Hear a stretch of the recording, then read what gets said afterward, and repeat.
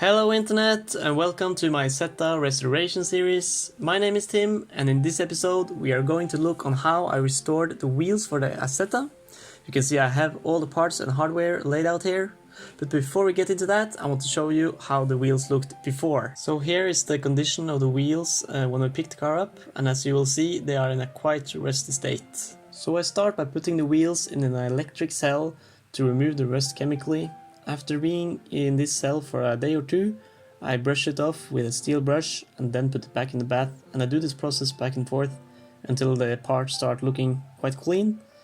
And after that I take it a very thorough round in the sand blasting cabinet, and that way I can make sure that the pores are removed and it's bare steel left. This is actually a process I use on all the parts that have heavy pitted corrosion, so I can make sure that there is no rust roots left in the part. Here's an example of the back part of the wheel after it has been through the entire process, and as you can see there is absolutely no traces of any rust left even in the deepest of the pores, and that is due to the chemical rust removing process that is going in the electric cell.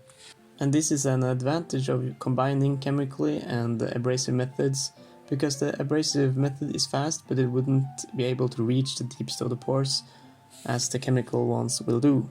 So now we have a bare metal part, and I start by applying Brunox, which is an epoxy product that has the ability to convert any residual rust if there happen to be anything left on the part. So when the Brunox product has dried up, I'm spraying on a primer, which is a 2K epoxy primer, a little bit thicker than the Brunox I used before.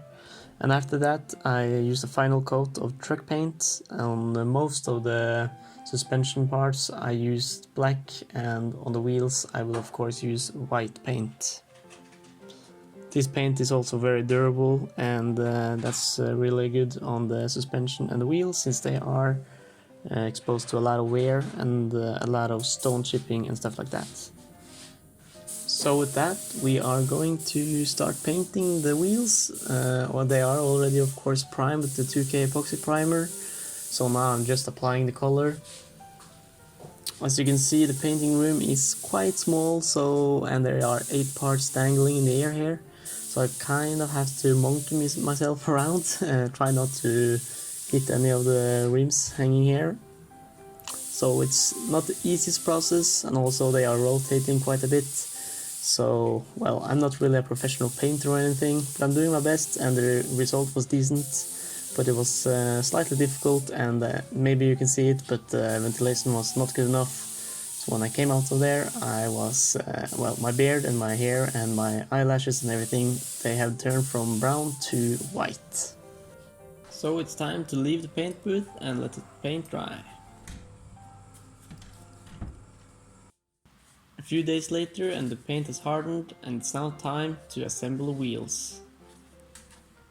Now these are some pretty old school wheels, so as I mentioned before, and as you can see as well, they are bolted together in, well, there are 2 pieces, and you should start by just putting in the tube in the tire, of course, and make sure to get the valve properly in the hole in the rim and without scratching the paint.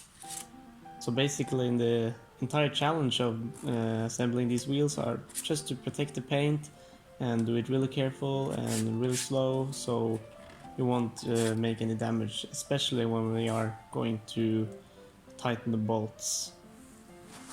Now, since it is a very old school 2-piece wheel, I was applying a little bit of sealant between the 2 pieces, so I would make sure that no water, or at least minimize the amount of water that will get through and into the rim.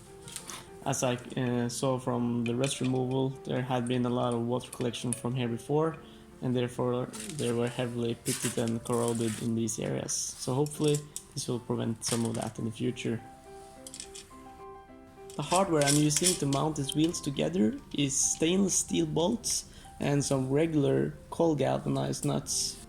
I want to use the stainless steel bolts because these bolts are on the wheel, and if they were just regular galvanized ones, they would probably get some rust and corrosion on them quite early, and that wouldn't look very nice on a white wheel. Now comes the final and most difficult part, to really tighten the bolts down but without scratching the wheel. I'm using this 13mm open wrench to hold the bolts down. I found that was the easiest way to not touch any surface on the wheel, so I wouldn't make any scratches. And on the back side it's quite easy to just use a socket.